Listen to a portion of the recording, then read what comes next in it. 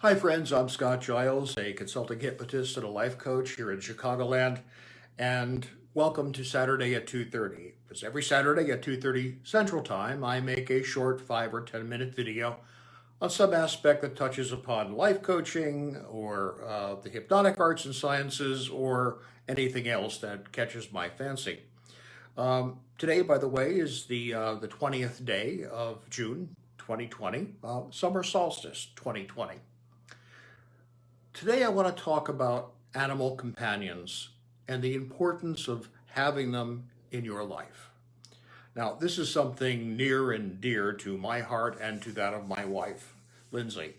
We have always had animal companions in our life, cats, during the 42 years of our relationship.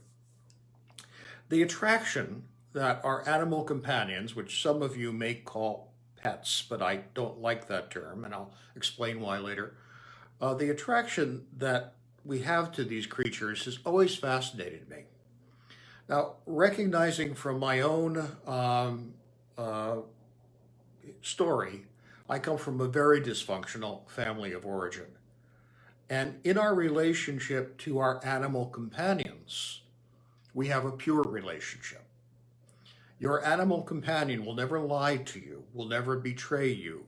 You know exactly where you stand with them. If they're mad at you, they'll tell you that, or they'll communicate it in some way.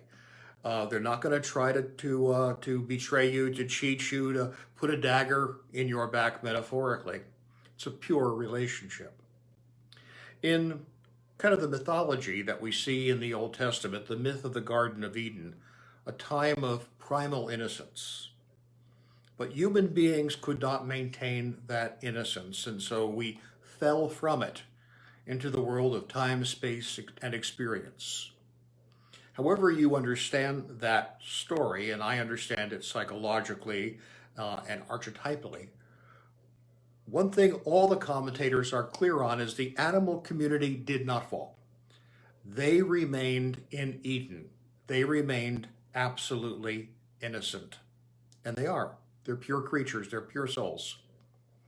Now, we've always had cats here. Like I said, we have 3. And we've had 9 at our peak in our relationship. I had 4, and Lindsay had 5, and we got married, and well, that made 9. But we've let the numbers decrease over the years to something a little more manageable. We take in the abused and abandoned animals, sometimes very sick animals, that other people don't want. In fact, our oldest right now has diabetes, ulcerative colitis, and cancer. And we're treating all of those. And she's doing great. But we love the ones that other people might find hard to love.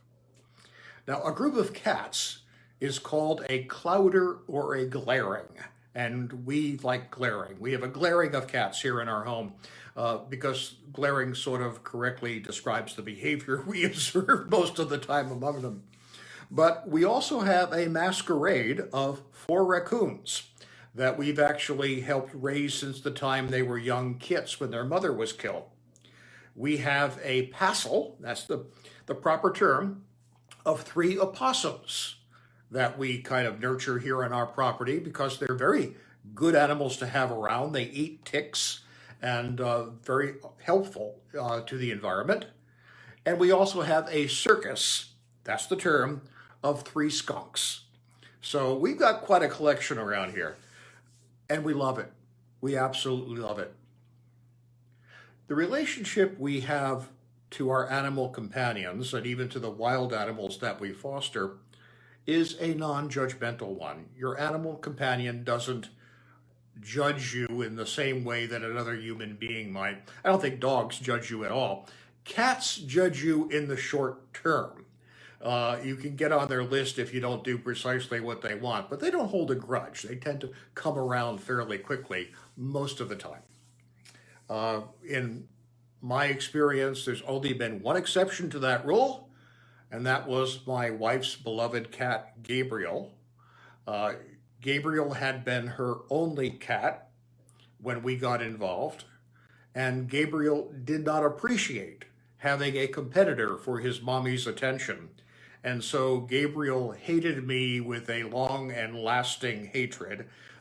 He would do things like urinate on my pillow, that sort of thing, making it very clear he wanted me to leave. But that's the rare exception. Usually, the relationship with your animal companions is pure and simple. They're never going to judge you or betray you. Now, animal companions are intelligent about that which is important to them. Now, dogs being pack animals, and they consider their human companions to be part of their pack, so anything important to the human is going to be important to the dog. Not so much with cats, which are much more solitary, but they still do attend to what they think is important. I can go into the kitchen and just as silently as possible open a can of tuna and poof, all three of the cats magically materialize and expect their share. One of the cats we had some time ago, an old girl, old tortoiseshell named Pumpkin, who Lindsay acquired from one of her parishioners who died. Pumpkin was 18 years old and quite a ferocious cat. She also was very sick, and we actually would give her a pain injection, a drug called Buprenex, twice a day. Our vet trusted us to do that. And Pumpkin was intelligent enough, she very quickly figured out that I was the candy man, that she felt better after she got that shot. So when it was time for her pain shot, she would come and find me and ask me to give her her injection. She was that smart. Now, why do we love these creatures so much? Well, first, as we get to know them, we have an opportunity, I think, to get a sense of what a completely different universe of experience might be like. Because our animal companions' sense of the universe is so different from our own. And it's refreshing to see the world in a way through the eyes of another creature. Also, because we can protect them. In this very unfair universe the rest of us inhabit, we can, by our efforts, create to some degree a little island of fairness and love and care in which our animal companions can dwell. And I think it regenerates us to be able to do that for another creature. Now, of course, there's a sadness of having an animal companion because their lives are so short in comparison with our own. But I've always found that the joy of having them with us exceeds the pain of their leaving. And when it's time, they let us know. We have an excellent relationship with our veterinarian, and he comes here to the house and does an in-home euthanasia, so the animal is not stressed by going to the vet's office or anything. There's a wonderful poem by Henry Beston called A Separate Nation, from his book, The Outermost House, A Year on the Life on the Great Beach of Cape Cod. I want to read it to you because it really captures a lot of the feelings that I have about my animal companions. He writes, "We need another and wiser and perhaps a more mystical concept of animals. Remote from universal nature and living by complicated artifice, man, women too, in civilization surveys the creature through the glass of knowledge and sees thereby a feather magnified and the whole image in distortion. We patronize them for their incompleteness, for their tragic fate for having taken a form so far below ourselves. And therein do we err. For the animal shall not be measured by man. In a world older and more complete than ours, they moved finished and complete. Gifted with the extension of the senses we have lost or never attained. Living by voices we shall never hear. They are not brethren. They are not underlings. They are other nations, caught with ourselves in the net of life and time. Fellow prisoners, of the splendor and travail of the earth. Henry Beston, Outermost House. And that captures it. They move finished and complete through a universe in which we know we are not finished, and we know we are not complete. That's why I don't call them pets. I call them my companions, because they're worthy of that degree of respect.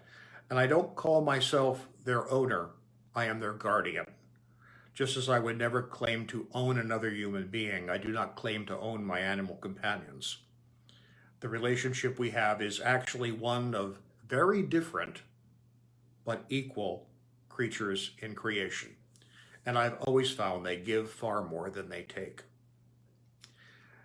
In closing, a number of you know I have a vast and eclectic taste in music. There's a metal group called Nightwish, and they have a wonderful, wonderful music video out for their song, Endless Forms Most Beautiful.